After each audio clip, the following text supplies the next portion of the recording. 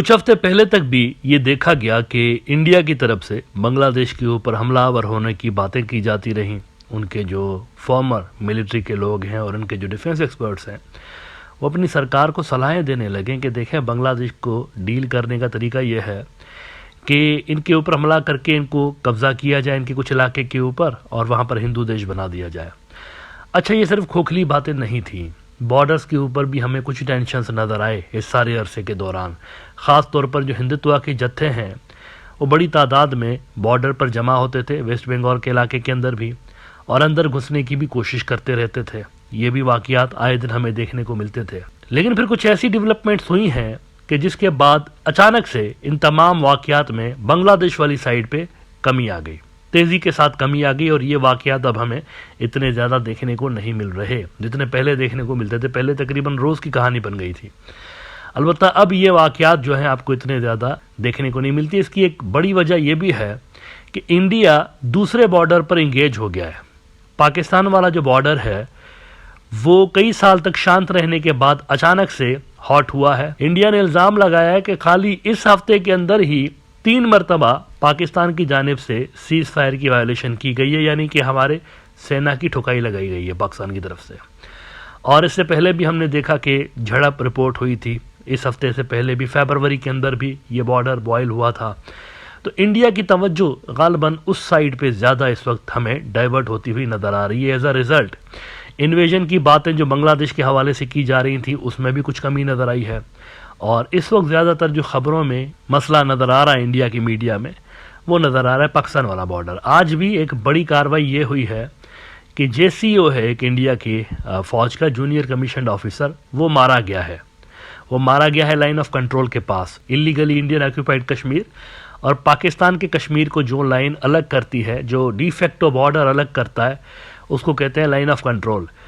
तो line of control के पास एक झड़प हुई और उस झड़प में इंडिया का ये ऑफिसर मारा गया मिलिट्री का, और 3-4 लोगों के ज़ख्मी होने की, 3-4 सोल्जर्स के ज़ख्मी होने की भी इतलात आ रही हैं। टाइम्स ऑफ इंडिया ने रिपोर्ट किया है कि Pakistan violet cease fire along LOC, army JCO killed during encounter with terrorist. India ने इन्फिल्ट्रेशन के हवाले से भी कहा है कि 3 मरतबा इस हफ्ते इन्फिल्ट्रेशन की कोशिशें हुई हैं, यानी पाकिस्तानी साइड से फ्रीडम फाइटर्स कश्मीर के अंदर घुस रहे हैं और इस दौरान हमारी उनकी मुठभेड़ भी हो रही है। अच्छा, अब इंडिया के जो एक्सपर्ट्स हैं वो इन तमाम डेवलपमेंट्स को कोऑर्डिनेटेड अटैम्प्ट्स बोल रहे हैं कि ये तमाम जो डेवलपमेंट्स हो रही हैं ये आइसोलेटेड वाक़यात नहीं है, बल्कि एक कोऑर्डिनेटेड स्ट्रेटजी है जो कि 3 मुल्कों के दरमियान हमें नज़र आ रही है। 3 मुल्क मिलके यहाँ पर इंडिया के अगेंस्ट एक इनसर्कलमेंट बना चुके हैं, एक्सिस क्रिएट कर चुके हैं, और ये मिलके अब इंडिया के लिए यहाँ पर चैलेंजेस पोज कर रहे हैं।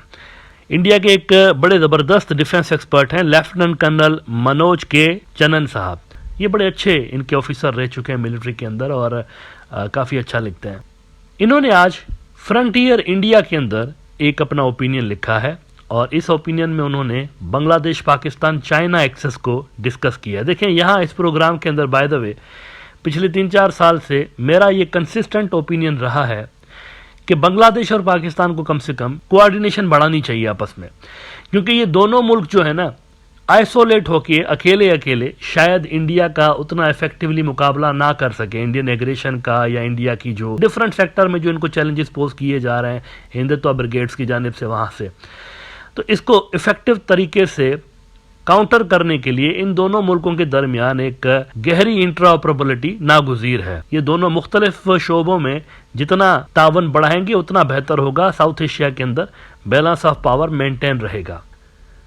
अब इंडिया के एक्सपर्ट्स कह रहे हैं कि ये एक्सेस ऑलरेडी बन चुका है, मतलब we are not talking about future कि कभी होगा या बनेगा, वो कह रहे हैं इट्स ऑलरेडी डन, वो बन चुका है। लेफ्टिनेंट कर्नल मनोज के चनन लिख रहे हैं कि tri nation strategy how China, Pakistan and Bangladesh could redraw India the eastern frontier. ये बड़ी बात वैसे लिखी है उन्होंने, गालिबन ये मैप्स को रीड्रॉ करने की बात कर रहे हैं। India the north east faces a mounting strategic threat from a covert China, Pakistan, Bangladesh axis, converging militarily, demographically and ideologically to destabilise the region. Urgent multi-pronged countermeasures are essential to safeguard national integrity and preempt a potential 3-front conflict. पहले बात की जाती थी कि हम एक front से लड़ेंगे, पाकिस्तान वाले फ्रंट से। फिर ये जो एक फ्रंट था वो टू फ्रंट हो गया, चाइना और पाकिस्तान। अब ये जो टू फ्रंट है वो थ्री फ्रंट हो गया, चाइना, पाकिस्तान, बांग्लादेश। लेकिन ये थ्री फ्रंट भी नहीं, बेसिकली ये फोर फ्रंट है। चौथा फ्रंट इंडिया के अंदर मौजूद है, जो सेपरेटिस्ट तंजीमें हैं और जो उनकी अलहदगी पसंद है, वो चौथा फ्रंट है। आज भी कश्मीर में एक बड़ा इनकाउंटर हुआ है किश्तवाड़ के इलाके के अंदर, और उसमें भी एक फ्रीडम फाइटर के शहीद होने और 3-4 इंडियन फौजियों के मरने की इतलात सामने आ रही हैं। तो वहाँ पर वो भी साथ साथ कहानी चल रही है। इंडिया के अंदर जो सेपरेटिस्ट तंजीमें हैं, नॉर्थ ईस्ट वाली जो तंजीमें हैं, वो भी एक्टिव हो रही हैं। तो एक फ्रंट से बढ़कर ये 4 फ्रंट इंडिया के लिए क्रिएट हुए हैं पिछले 3-4 सालों के अंदर खास तौर पर। वो कहते हैं कि silent yet strategic realignment is under way among China, Pakistan and Bangladesh, 3 countries that have historically posed direct or indirect threats to Indian security. The convergence of their actions from infrastructure development near sensitive corridors to renewed diplomatic and military engagement is not coincidental. तीनों recently करीब आए हैं और तीनों के दरमियान जो actions हमें नज़र आ रहे हैं कि जी वो बॉर्डर के एरियाज में इंफ्रास्ट्रक्चर बन रहा है, फिर इनके दरमियान मिलिट्री इंगेजमेंट्स बढ़ी हैं, ये कोइंसिडेंटल नहीं है, ये बाय डिज़ाइन किया जा रहा है उनके बकौल। It signals a calculated regional strategy that could destabilise India's eastern frontier, necessitating immediate attention and action. अच्छा, इसके लिए फिर उन्होंने वही बात की है जो कि इंडिया के मीडिया के अंदर काफ़ी अरसे से अब हमें देखने को मिल रही है कि कोई नया एयर बेस बन रहा है लाल मुनीरट के अंदर। वो कह रहे हैं China's construction of a new air base close to the Siliguri corridor, India's narrow land link to the northeast is a serious security concern. Positioned near Doklam, the site of the 2017 India-China standoff, this base strengthens Beijing's southern access to the corridor. A conflict could choke the Siliguri corridor or chicken's neck, cutting off 7 northeast Indian states. The area is already under stress due to demographic shifts, including undocumented migration from Bangladesh. अगर आप ये map देखें तो आपको अंदाजा होगा कि लाल मुनीरहट के ऊपर जो एक ऑलरेडी बेस बना हुआ है, एयर बेस है, उसको एक्सपांड होने की बातें की जा रही हैं।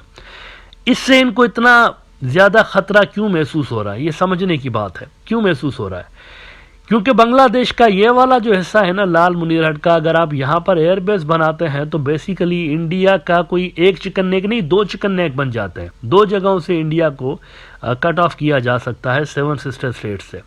एक तो ये चिकन नेक का इलाका है ना, ये जो आप देख रहे हैं, ये तो छोटी सी पट्टी है। लेकिन अगर लाल मुनीरहट पे कोई इस तरह का बड़ी कोई फैसिलिटी बनती है एयरफोर्स की, तो इंडिया के लिए चिकन नेक से बड़ा चैलेंज क्रिएट हो सकता है। कैसे? ये मैप देखें, ये जो ऊपर आपको डोकलाम प्लेटू नजर आ रहा है, यहाँ पर हैवी चाइनीज मिलिट्री प्रेजेंस मौजूद है। 2017 में यहाँ पर इंडिया और चाइना के दरमियान एक स्टैंड ऑफ हुआ था।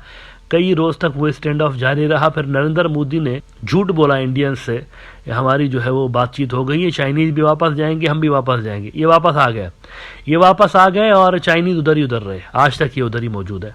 और भूटानीज जो हैं वो कहते थे ये हमारा इलाका है डोकलाम का। इन्होंने इंडिया को कॉल की थी because according to the agreements India इनकी सिक्योरिटी का गारंटियर है। लेकिन इंडिया इनका इलाका खाली कराने की बजाय खुद ही वापस दौड़ गया। उसके बाद से लेकर भूटानीज और इंडिया के दरमियान एक डिस्ट्रस्ट क्रिएट हुआ है, और इस डिस्ट्रस्ट का साइन आपको ये नजर आता है कि भूटानीज ने डायरेक्ट टॉक्स इंडिया के अलावा, इंडिया को हटा के डायरेक्ट टॉक्स स्टार्ट करके रखी हुई हैं चाइनीज के साथ, बॉर्डर टॉक्स। तो यहाँ चाइनीज मौजूद हैं डोकलाम में, और ये लाल मुनीरहट है नीचे, ये लाल मुनीरहट है।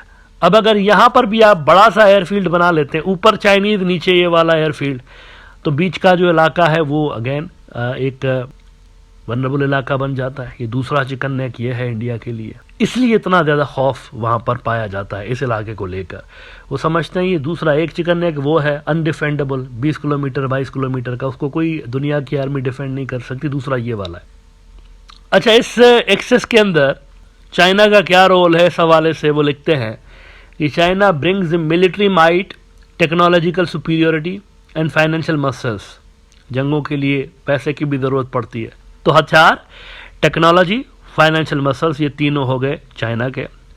और पाकिस्तान क्या यहाँ पर लेकर आ रहा है? कहते हैं Pakistan offers intelligence expertise and ideological alignment through radical networks.